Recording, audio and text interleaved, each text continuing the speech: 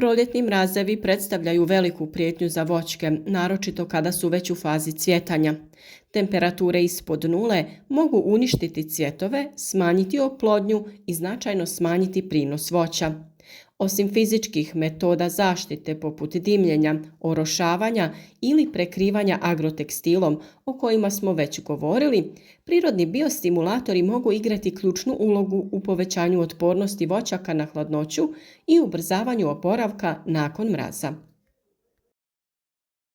Neke biljne supstance i prirodni ekstrakti imaju sposobnost jačanja otpornosti biljaka na stresne uslove, uključujući i niske temperature.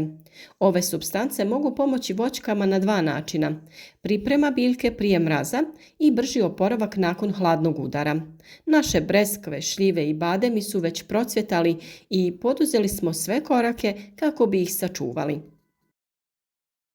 Jedan vrlo kvalitetan prirodni pripravak koji će olakšati biljkama da prebrode stresne situacije i oporave se nakon njih često spominjemo i nadasve koristan.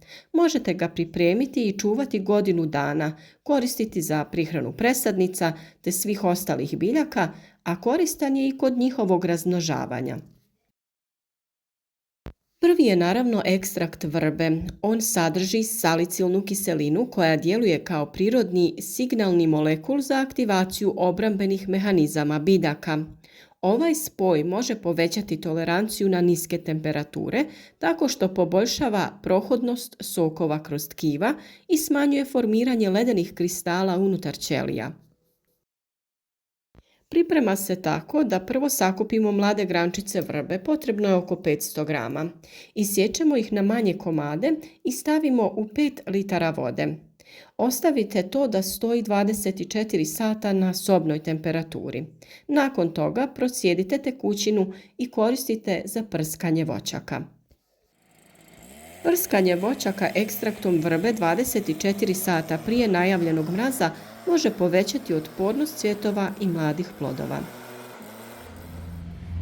Druga je aloe vera koja sadrži polisaharide koji djeluju kao zaštitni sloj na površini biljke, smanjujući gubitak vode i ublažavajući stres izazvan hladnoćom.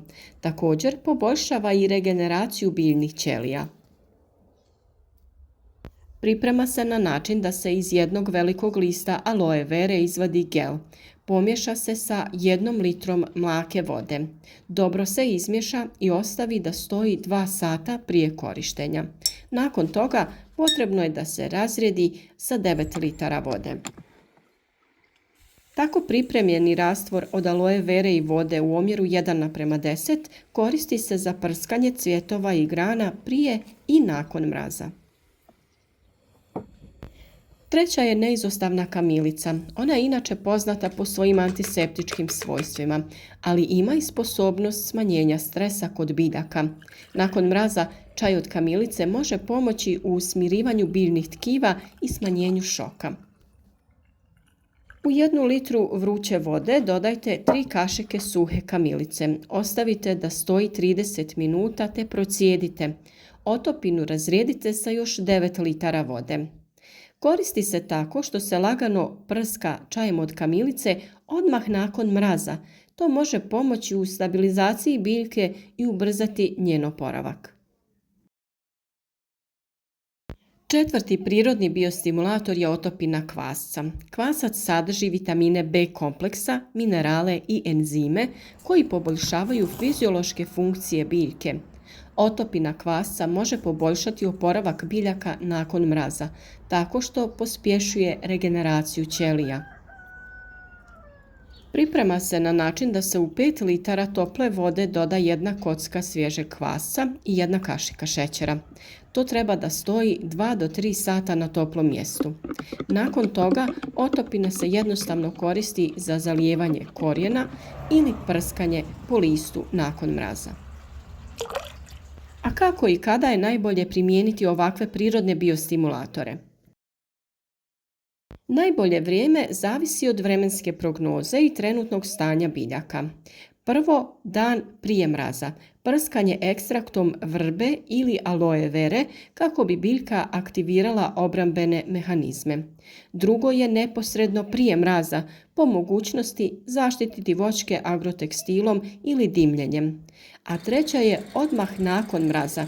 Tada primijenite čaj od kamilice, otopinu kvasca ili aminokiseline kako bi se biljka brže oporavila.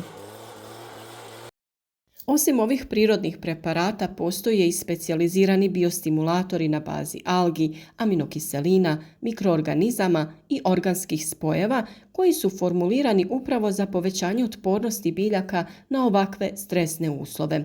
Ovi preparati se mogu kupiti u poljoprivrednim apotekama ili vrtnim centrima i često se preporučuju za profesionalne voćnjake gdje je potrebno osigurati visoku otpornost biljaka na mraz i druge nepovoljne uslove. Kombinacija prirodnih i komercijalnih biostimulatora može značajno povećati šanse da voćke prebrode proljetne mrazeve bez većih gubitaka, omogućavajući stabilniji prinos i zdraviji razvoj biljaka. Ovo je vrlo važan korak u zaštiti voćaka. Dajte im potrebna hranjiva i odradite zaštitu na način koji smo vam preporučili u prethodnom videu.